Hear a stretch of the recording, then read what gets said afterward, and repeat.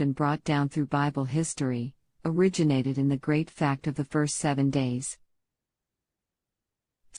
Man under God's supervision. The physical organism of man is under the supervision of God, but it is not like a clock, which is set in operation, and must go of itself.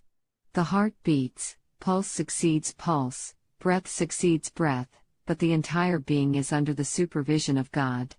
Ye are God's husbandry, ye are God's building. In God we live and move and have our being.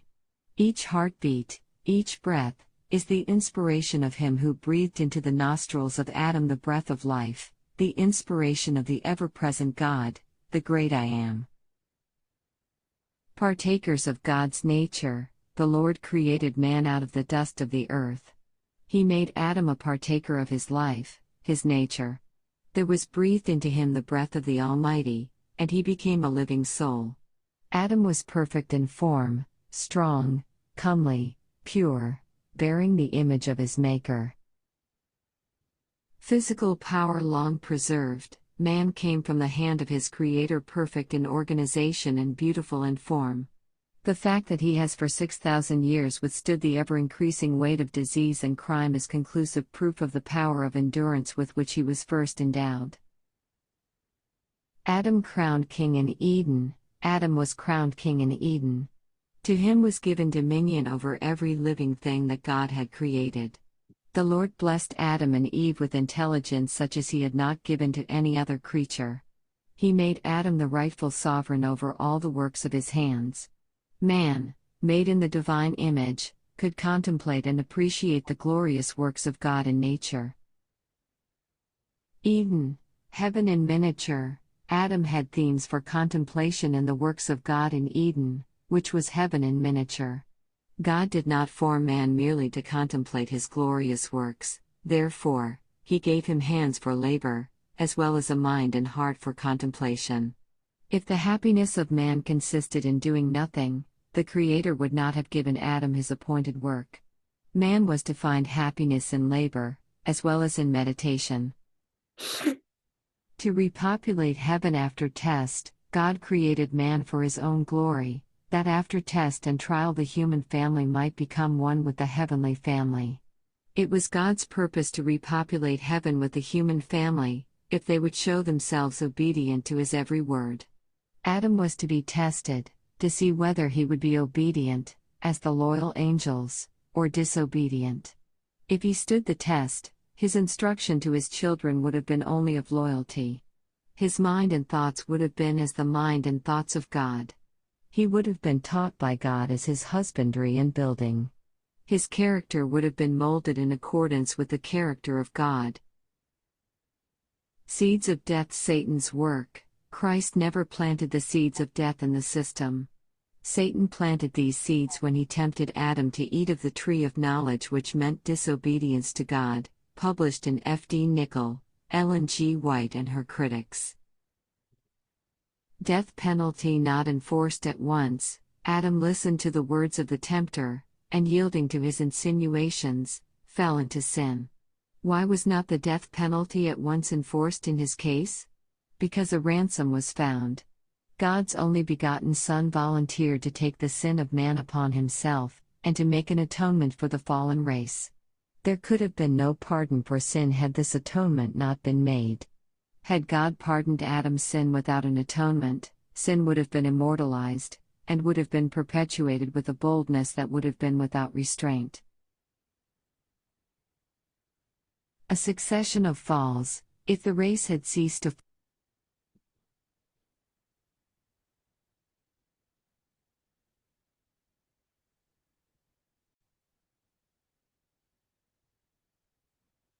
오늘은 창세기 2장 Y주석 영어로 읽어드렸고 한국말로 낭독하겠습니다. Y주석 창세기 2장 일하도록 주어진 엿새와 쉬기 위해서 구별된 제7일로 구성된 주일 제도는 성경 전 역사를 통해서 보존되고 전수되어 왔으며 창조 당시의 주일에 그 근원을 두고 있다. 하나님의 감찰 아래 있는 인간, 우리 몸의 조직과 기관은 하나님의 관리하에 있으므로 태엽을 가만 우면 저절로 가도록 되어 있는 시계와 같은 존재가 아니다. 심장은 고동치고 맥박은 연이어서 뛰며 숨을 한 번 쉬고 나면 또 쉬게 되지만 인간의 전 존재는 하나님의 감찰하에 있는 것이다. 너희는 하나님의 동역자들이요 하나님의 집이니라. 우리는 하나님의 품 안에서 살며 기동하며 존재한다. 심장의 고동 하나하나, 들이쉬고 내쉬는 호흡 하나하나는 다 아담의 코에 생기를 불어넣으신 그분, 영존하시고 스스로 계신 분의 영감에 의한 것이다. 신의 성품에 참여하는 사람들, 주께서는 땅의 띠끌 가운데서 사람을 지어내셨다. 그분은 아담을 당신의 생명과 당신의 품성에 참여하는 자로 만드셨다. 전능하신 분의 숨길이 아담 속에 불어넣어져서 그가 생명이 된 것이다. 아담은 그의 창조주의 형상을 지니고 있었기 때문에 외모도 완전하여서 튼튼하고 순결하고 아름다웠다. 오래도록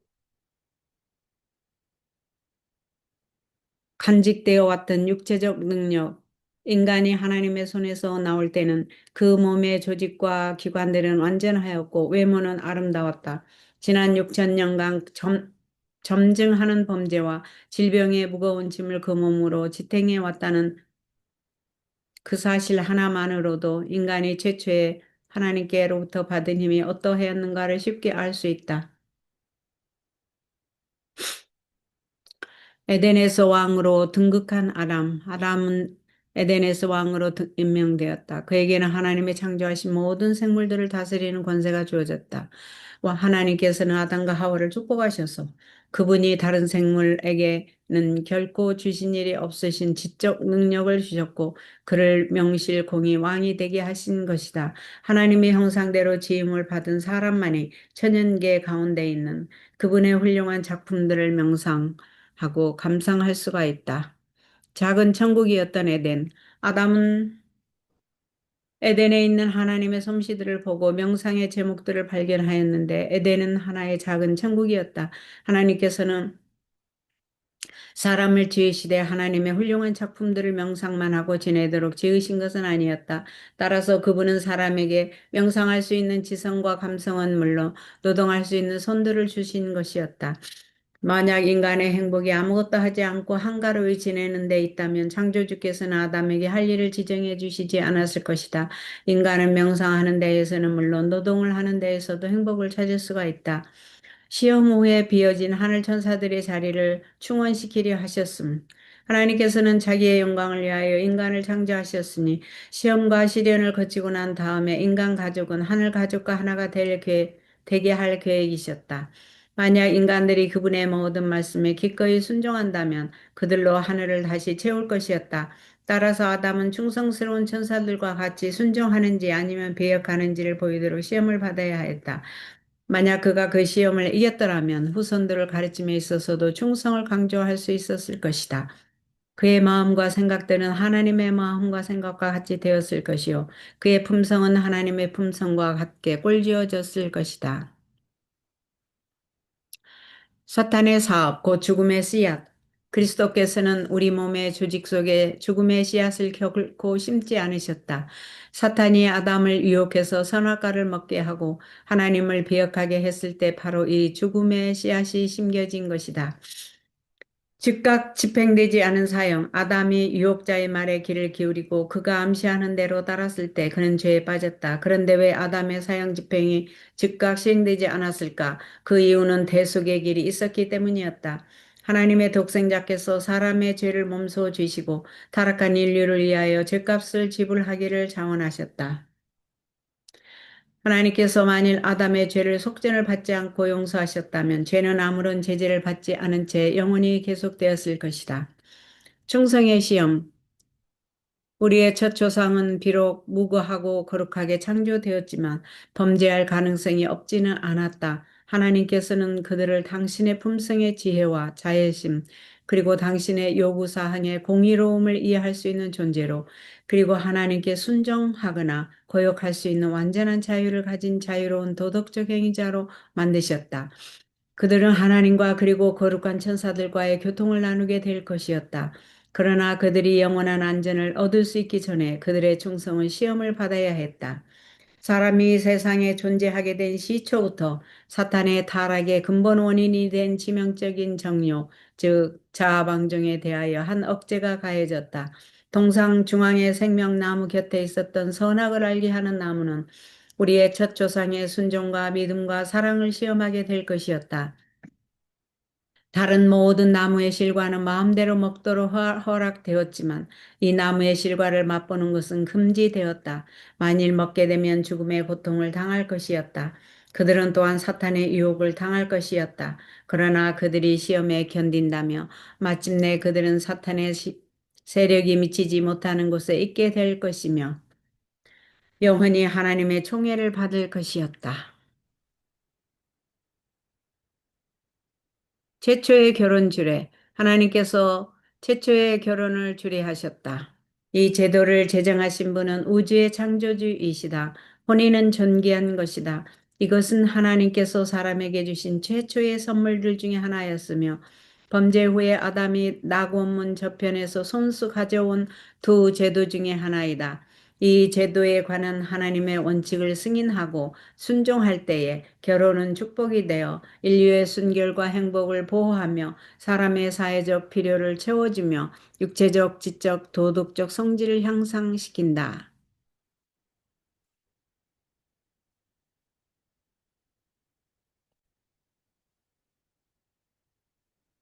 하늘, 길이신 예수님을 찾도록 다른 사람들을 도와주라.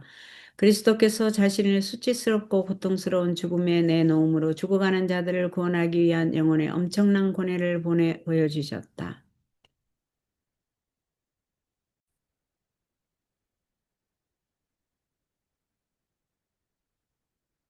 위험에 처한 영혼들에게 말하여 십자가에 달리신 예수를 바라보게 하라. 그분은 죽음으로 용서가 가능케 하셨다. 그리스도의 부드럽고 동정적인 사랑이 넘치는 마음으로 죄인에게 말하라. 깊은 진지함이 있어야 한다. 그러나 바라보며 살도록 하기 위해 영혼을 구원하고자 애쓰는 사람에게서 성급하고 큰 소리가 나와서는 안 된다. 먼저 그대 자신의 영혼을 하나님께 봉헌하라. 그대가 우리의 하늘 중보자를 바라볼 때 그대의 마음이 깨어지게 하라. 그러면 마음이 부드러워지고 굴복된 상태로 회개하는 죄인들에게 고난은 사랑의 능력을 깨달은 자로서 말하게 될 것이다. 이 영혼들과 함께 기도하라. 믿음으로 이들을 십자가 밑에 데려오라. 그들의 마음을 그대의 마음과 하나로 묶고 믿음의 눈으로 죄를 지고 가는 예수님께 마음을 고정하라. 그들로 하여금 자신의 불쌍하고 죄된 자신들을 바라보지 말고 구세주를 바라보게 하라. 그리하면 승리를 얻게 될 것이다. 그들은 스스로 세상 죄를 지고 가는 하나님의 어린 양을 보게 된다. 그들은 길이요 진리요 생명이신 분을 보게 된다. 의의 태양이 마음에 밝은 빛을 비춘다. 구속하는 사랑의 강한 조류가 메마르고 목마른 영혼에 넘치게 흘러 들어와 죄인은 예수 그리스도께 구원된다. 십자가에 달리신 그리스도 그것에 대해 말하고 노래하라. 그리하면 마음을 깨고 마음을 살 것이다. 이것이 그리스도께 영혼을 모으는 능력과 지혜이다. 형식적이며 꽉 짜인 구절들, 그저 논쟁적인 주제의 제시 등은 거의 좋은 열매를 맺지 못한다. 일꾼들의 마음속에 있는 하나님의 녹이는 사랑은 그들이 위하여 노력하는 사람들에 의하여 인정될 것이다. 영혼들은 생수를 갈급하고 있다. 빈 우물이 되지 말라.